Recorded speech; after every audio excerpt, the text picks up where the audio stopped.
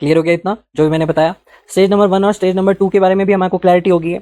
अच्छा, अगर जो मैं पैरामीटर की बात करूं, तो अगर मैं बी पैरामीटर की बात करूं, है ना, तो ये जो हमारा बी पैरामीटर है, क्या ये बी पैरामीटर किस पे डिपेंड करता है? ये फुल्ली डिपेंड किस पे करता है? अगर कोई भी आइसोट्रोपिक लोडिंग है, लेट अस अज्यूम कि मैंने बोला कि ये हमारा सॉइल एलिमेंट है, ठीक है ना। अब मैं बात कर रहा हूं कि ये जो हमारे पैरामीटर्स है ना, जनरली किस पे डिपेंड करते हैं। फॉर एग्जाम्पल ये पैरामीटर्स ए है या फिर हमारे पैरामीटर जो बी है, ये दोनों किस किस पे डिपेंड करते हैं, बताओ मुझे।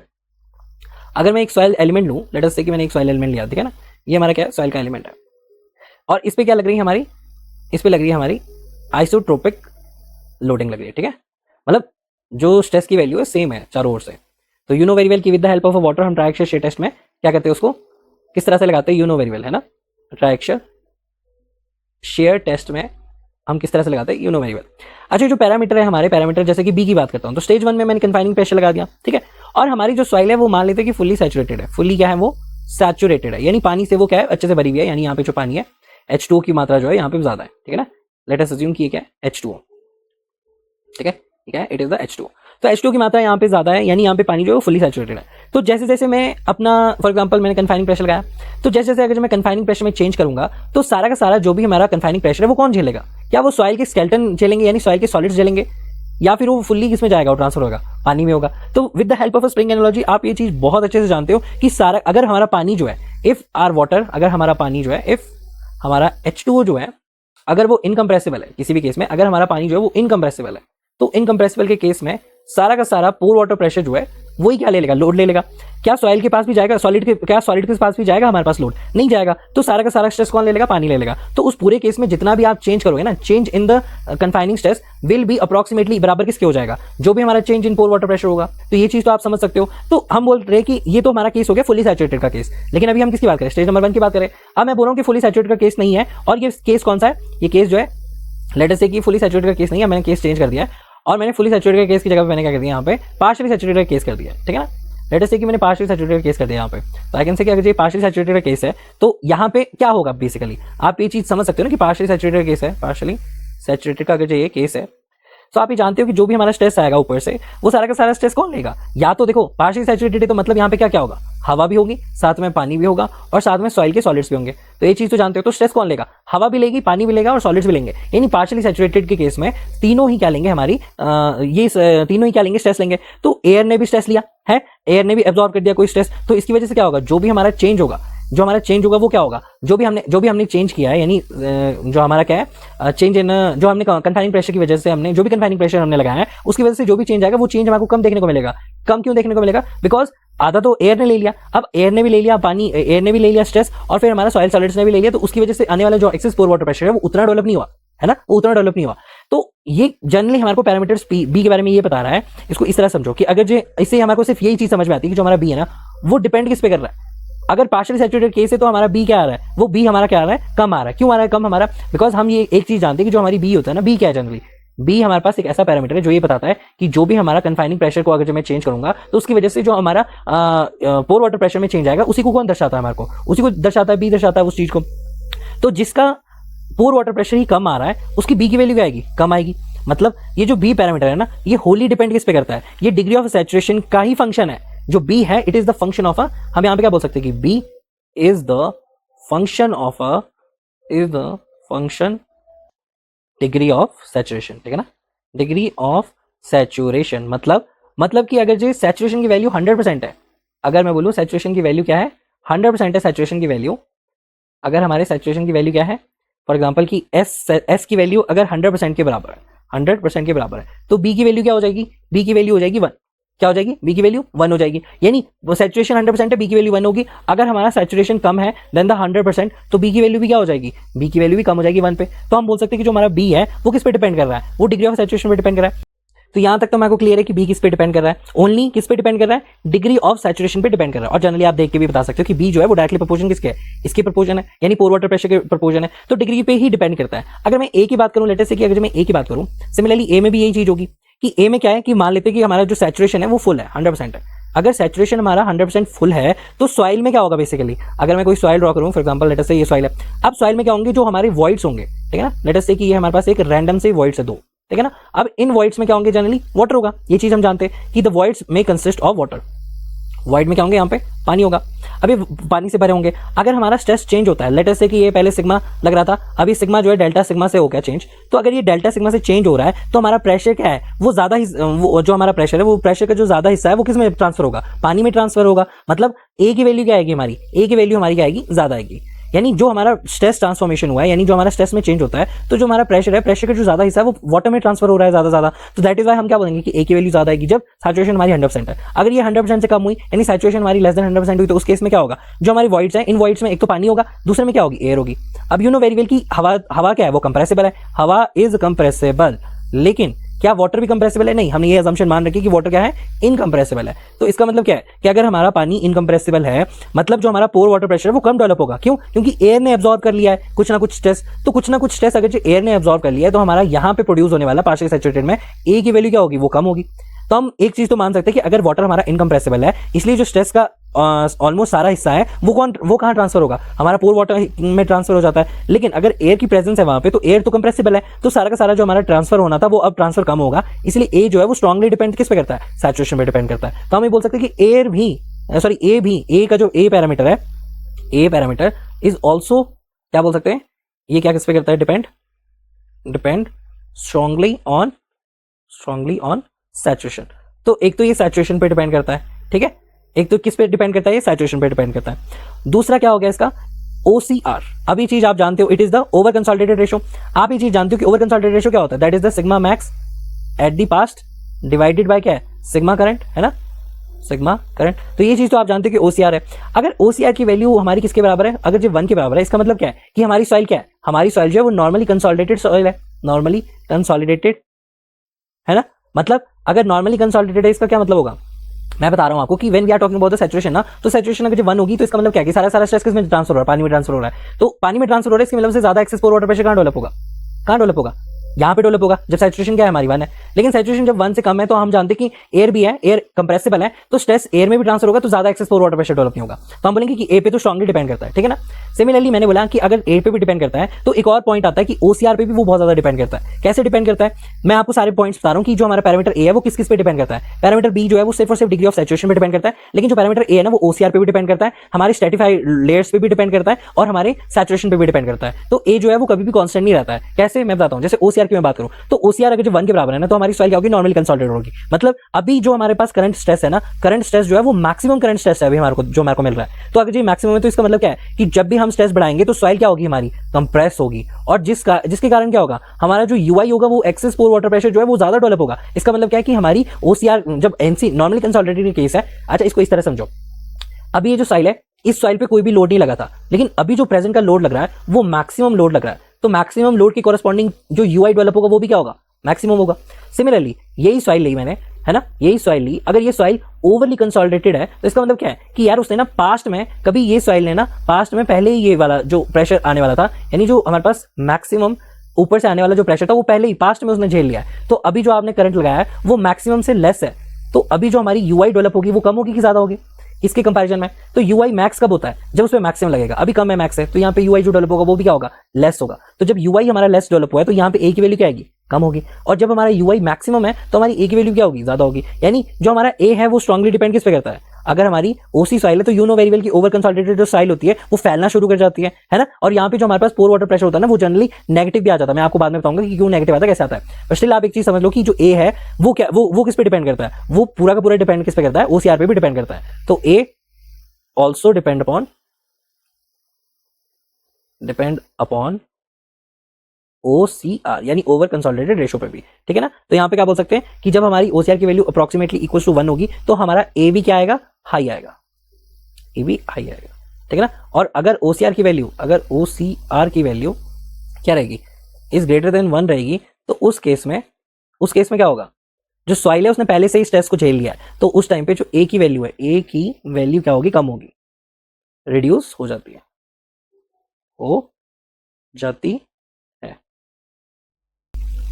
और कभी कभी क्या हो जाती है, और कभी कभी नेगेटिव भी हो जाती है, नेगेटिव भी होती है। तो हम बोल सकते हैं कि ओसी सॉइल, और क्या बोल सकते हैं, जो हमारी ओसी सॉइल होती है ना वो डायलेटिव होती है, डायलेटिव, ठीक है ना, होती है। और एनसी सॉइल, एनसी सॉइल कॉन्ट्रैक्टिव, कॉन्ट्रैक्टिव होती है।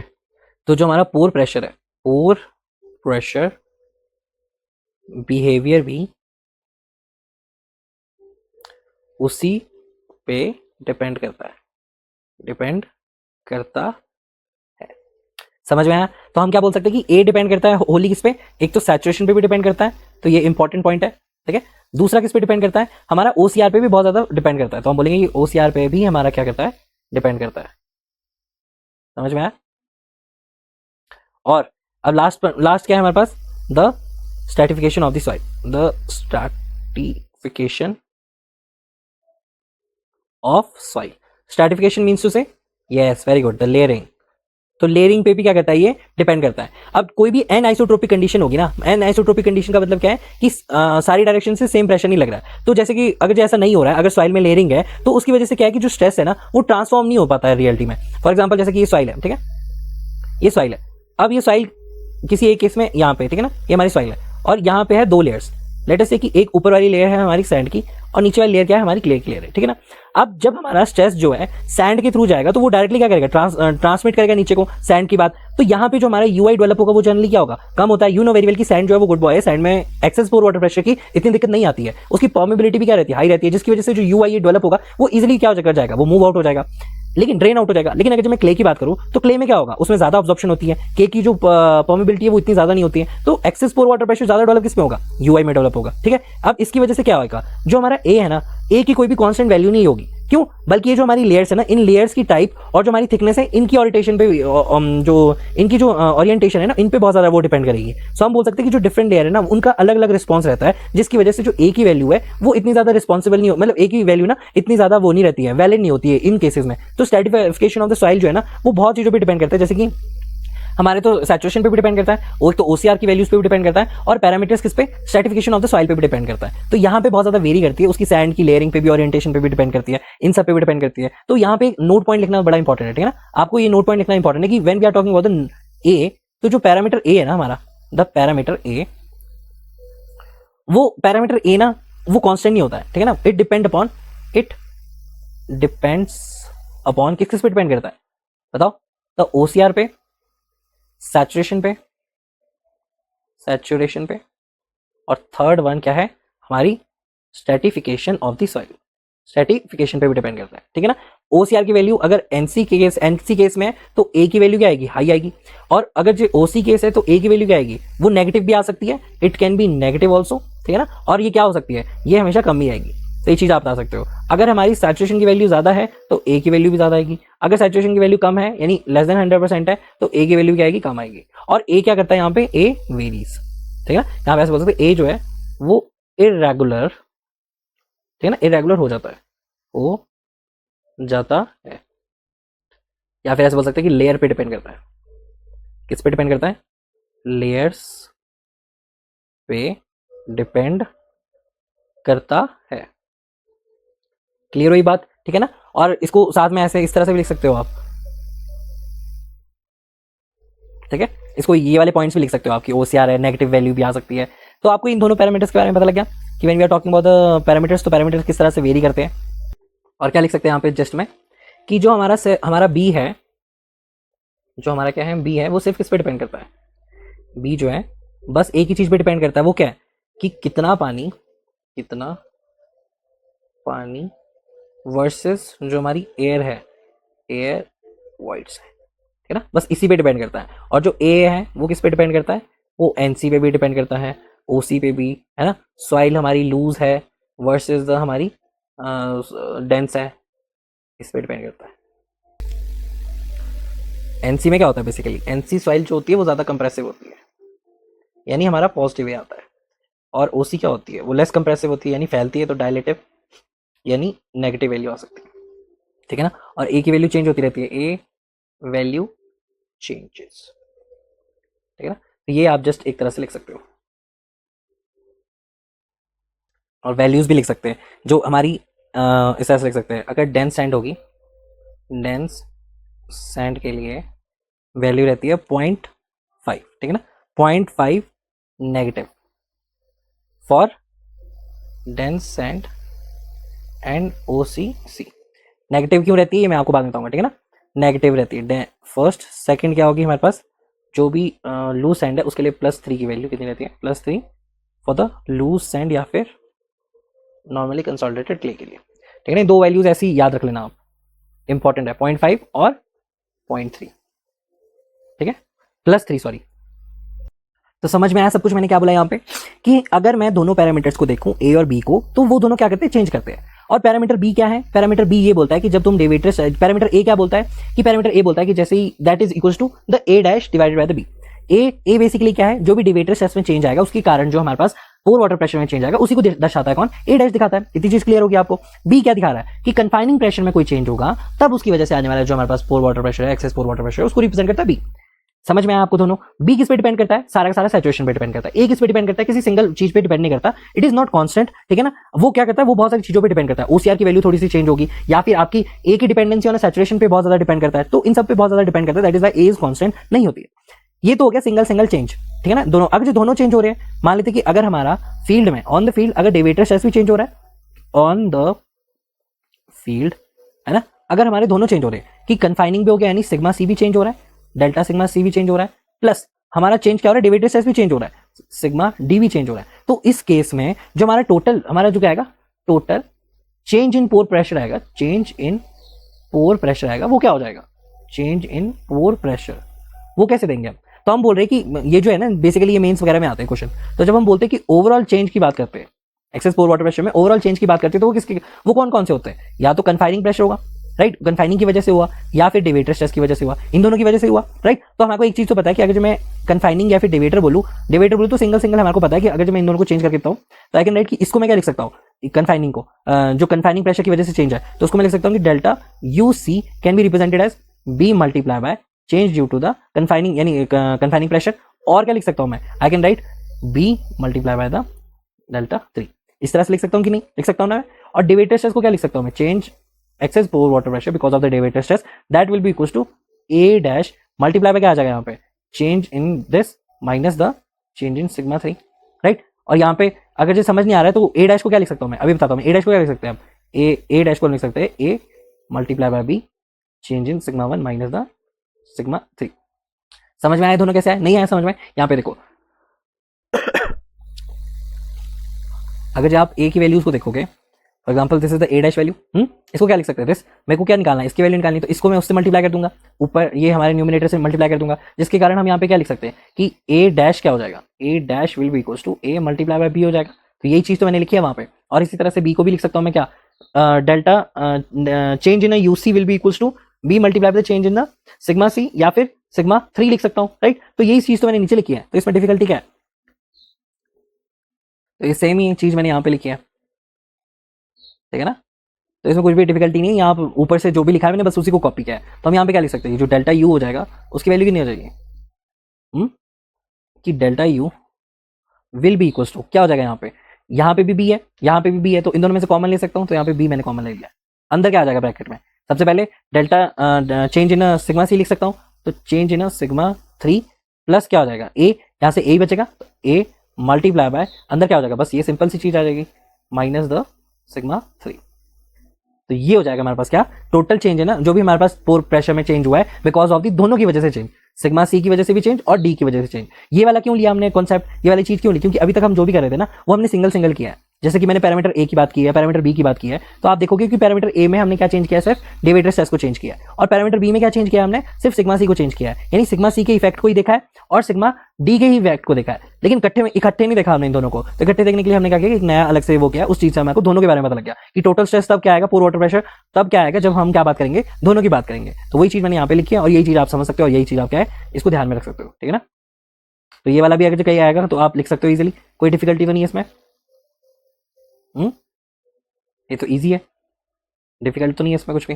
तो बस आपको पता लग गया कि what is this, this is the total change in pore pressure, change in pore pressure. Clear हो गया? तो जनरली इसके क्वेश्चन जो है वो ऑब्जेक्टिव वगैरह में नहीं आते हैं, तो टेंशन लेने की बात नहीं है। अगर आ भी जाते हैं तो आप इसको इजीली टैकल कर सकते हो, बस कुछ नहीं करना है आपको। ए और बी पैरामीटर्स फाइंड आउट करने हैं और क्या करना है, फाइंड आउट करके हमको बस आंसर निकाल देना है, सिंपल है ना। चेंज इन इफेक्टिव स्ट्रेस आपको पता है, किस तरह से टोटल स्ट्रेस निकालते हैं वो आपको पता है, इफेक्टिव स्ट्रेस किस तरह से निकालते हैं यू नो वेरी वेल। तो डिफिकल्टी तो इसमें मुझे नहीं लगता कि कोई आएगी भी आगे फ्यूचर में भी। तो पैरामीटर्स ए और बी से रिलेटेड जो क्वेश्चन आते हैं वो जनरली मेंस में आते हैं, और कई बार क्वेश्चन में इस तरह से पूछा जाता है कि लेट अस से कि हमारे पास एक डैम है ना, ऑलरेडी हमारे पास एक डैम है, इस तरह से 5 मीटर का एक डैम हमारे पास गिवन है, और हमने उसमें क्या कर दिया, एक एडिशनल हाइट जो वो हमने बढ़ा दी, इंक्रीज कर दिया हमने उसकी height. For example this is the additional height जो उन्होंने इंक्रीज की 3 मीटर की, उन्होंने इंक्रीज कर दिया। और क्वेश्चन में आपको सी और फाइव दोनों की वैल्यू जो है गिवन है, ठीक है। एक तो ये चीज है, सी और फाइव आपको गिवन है, और बोला कि at the bottom of the dam जो है यहाँ पे शेयर स्ट्रेंथ की वैल्यू बताओ। तो what will be the value of the shear strength, you know very well की शेयर स्ट्रेंथ क्या होता है, that is the c plus sigma है, tan फाइव होता है, यू नो वेरी वेल। पहला ऑप्शन क्या है, पहला ऑप्शन तो जो अभी तक हम अडॉप्ट कर रहे थे कि भाई हम क्या बोलेंगे कि इस 3 मीटर की वजह से जो भी हमारा एक्सेस पोर वाटर प्रेशर डेवलप भी हुआ होगा उसको हम अज्यूम क्या करेंगे, जीरो करेंगे। क्यों? क्योंकि यार जो सिग्मा एन है, सिग्मा एन में मुझे क्या पता है कि जो टोटल स्ट्रेस होता है वो क्या होता है, that is equal to the sigma minus the pore water pressure होता है। अगर मुझे इफेक्टिव में लेना है तो मुझे क्या चाहिए होगा, मुझे टोटल भी चाहिए होगा माइनस दी पोर वाटर प्रेशर भी चाहिए होगा, है ना। तो ये चीज तो हमें चाहिए, इन दोनों को माइनस करना पड़ेगा, तो उसके लिए मुझे एक्सेस पोर वाटर प्रेशर जो है वो रिक्वायर्ड है। तो एक्सेस पोर वाटर प्रेशर फाइंड आउट करने के लिए कोई तरीका नहीं है, अगर मुझे उसे फाइंड आउट भी करना है तो उसका कोई तरीका नहीं था पहले। ये तो पहला ऑप्शन हो गया, तो उसके हिसाब से अगर मैं करना चाहूंगा फ्रॉम द फर्स्ट चॉइस की भाई मेरे को नहीं पता भाई, हम यूआई को क्या कर देंगे, यहाँ पे इग्नोर कर देंगे। तो फर्स्ट है कि भाई इग्नोरिंग द, क्या इग्नोर करना है हमारे को, यूआई को इग्नोर कर दिया। तो यूआई को अगर इग्नोर करूंगा तो मेरे पास ओवरऑल क्या आ जाएगा, c plus, that is c की वैल्यू गिवन होगी, है ना। तो मान लेते कि 10 हमारे को गिवन है और 5 हमारे को गिवन है, वो कोई वैल्यू दे दी 45 दे दी, कोई भी दे दी, ठीक है ना। तो हम क्या बोलेंगे कि भाई ये तो होगी क्या, s is equal to the 10 plus sigma n की वैल्यू कितनी आ जाएगी, sigma n will be equal to, यहाँ पे जो सिग्मा एन होगा टोटल वही ओवरऑल टोटल के बराबर हो जाएगा, है ना, जो इफेक्टिव होगा वही टोटल के बराबर हो जाएगा। तो 5 plus 3 that will be equal to 8, 8 into the gamma, तो हम यहाँ पे क्या लिख सकते हैं, 8 into the gamma multiply by 1 है 1045 क्या होता है 1 होता है। तो बस इस वे से हम इसको सॉल्व कर देंगे तो हमारे पास आंसर आ जाएगा। ये तो था पहला तरीका जो आप अभी तक कर रहे थे, पर after the reading of the parameters जो भी हमारे पोर प्रेशर के पैरामीटर्स है, now you know very well कि अगर मुझे ए और बी की वैल्यूज पता लगी तो मैं यार total change in pore pressure को निकाल ही सकता हूँ। तो total change in pore pressure निकालने के लिए मुझे क्या चाहिए, सबसे पहले दो पैरामीटर्स चाहिए, ए पैरामीटर्स है, एक तो ए पैरामीटर हो गया और दूसरा कौन सा हो गया, बी पैरामीटर हो गया। इन दो पैरामीटर्स को क्या करोगे आप, फाइंड आउट करोगे। अब जैसे ये दो पैरामीटर्स आपके पास आ गए, आपको कुछ नहीं करना है, सिंपल से आपने total change in pore pressure निकालना है। तो उसके लिए क्या करना पड़ेगा, change in effective stress due to the confining pressure और ड्यू टू द किसकी वजह से, जो भी एक्शन लोड है उसकी वजह से, दोनों पता लग सकते हैं। तो एक्शन लोड की वजह से तो आप बता सकते हो ना कि एक्शन लोड क्या है, ऊपर से 3 मीटर है, तो आई कैन से कि 3 metre into the gamma will be the change in sigma 1। इतनी चीज तो क्लियर है। इस पानी को, ये जो हमारा पानी है, ये पानी किसकी वजह से डेवलप हुआ है, एक तो हमारा जो ऊपर से आने वाला एक्शन लोड है उसके कारण हुआ है चेंज। तो चेंज क्या है यहाँ पे 3 है, तो आई कैन राइट कि भाई this is equal to 3 gamma, 3 gamma, ये 3 गामा हो जाएगा। और क्वेश्चन में दे रखा है कि जो हमारा लेटर प्रेशर है ना वो half of the vertical pressure है, वर्टिकल प्रेशर। तो लेटर क्या हो गया, साइड से लगने वाला कंफाइनिंग प्रेशर हो गया। लेटर से कि भाई जो हमारा लेटर प्रेशर है वो half of the vertical pressure है, तो हाफ ऑफ द कितना हो जाएगा, 3 गामा हो जाएगा, that will be equal to कितना 1.5 गामा। तो change in the confining pressure में क्या आ जाएगा, that will be equal to half into the gamma. तो ये पूरा क्वेश्चन जो है आप कर सकते हो बाय नोइंग द पैरामीटर्स दोनों के, तो आपको क्वेश्चन इजीली टैकल कर सकते हो। तो ये जो है जनरली मेंस में आता है क्वेश्चन, ठीक है, ये ऑब्जेक्टिव वगैरह में नहीं आता है, पर इसका कोई भी पार्ट आ जाएगा तो आप इजीली उसको टैकल कर सकते हो, बिकॉज आपको बाकी चीजें जो है मैंने अच्छे से क्लियर कर रखी है। बस दो न्यू पैरामीटर्स आ चुके हैं जो कि थोड़े से क्या है, आपको समझने में थोड़ी सी दिक्कत ना हो, तो ये पता होने चाहिए आपको दो पैरामीटर्स, ठीक है। इनको अच्छे से रिवाइज कर लेना, बस फिर आपकी बात सब कुछ ठीक हो जाएगी यहाँ पे, ठीक है ना। ये हम चैप्टर नंबर 9 में पढ़ेंगे कि लेटरल प्रेशर कैसे half of the vertical pressure रहता है इन जनरल क्वेश्चन में। अभी तो हमें को क्वेश्चन में दे रखा था ना, लेकिन स्टिल आप इसको 9 चैप्टर में आगे जाके देख सकते हैं, ठीक है ना। तो यही थे दो पैरामीटर्स, ठीक है ना, ट्राइएक्सियल शेयर टेस्ट से। तो जितने भी नोट्स मैंने यहाँ पे करा रखे हैं ना वो बहुत ज्यादा इंपॉर्टेंट है, बिकॉज वो सारे के सारे क्वेश्चन ओरिएंटेड है, तो उनको पढ़ना भी क्या है हमारे लिए इंपॉर्टेंट ही है। बाकी और क्या है लिमिटेशन, अब आप बोलेंगे कि सर ट्राइएक्सियल टेस्ट तो इतना बड़ा था पर हमने तो कॉलेज में किया नहीं है। तो जो नॉर्मल ऑटोमेटिक जो इसकी मशीन भी आती है ना ट्राइएक्सियल शेयर टेस्ट की, वो आती है 15 से लेकर 16 लाख के बीच में। तो जो गरीब कॉलेजेस होते हैं जैसे कि आपके हो गए, तो वो लोग ये अफोर्ड नहीं कर सकते, that is why triaxial shear test इतने अच्छे से पढ़ाया भी नहीं जाता। दूसरा है कि उसमें कोई भी एक्सपेरिमेंट जो है आपको कराने के लिए जो हमारे कॉलेजेस होते हैं उनके पास होना जरूरी है ना। तो जनरल वाइज में तो यही है, बाकी मेरिट्स वगैरह आपको ट्रैक्शन शेटेस्ट के तो सब पता ही है, ठीक है, वो हमने पहले लिख दिए जितने भी है। बस एक लास्ट बचा है, दैट इज द यूसीटी। क्या बचा है, दैट इज द अनकन्फाइंड, ये लास्ट वन है, उसके बाद हम क्या करेंगे आगे बढ़ जाएंगे, ठीक है ना। The unconfined compressive test, unconfined compressive test.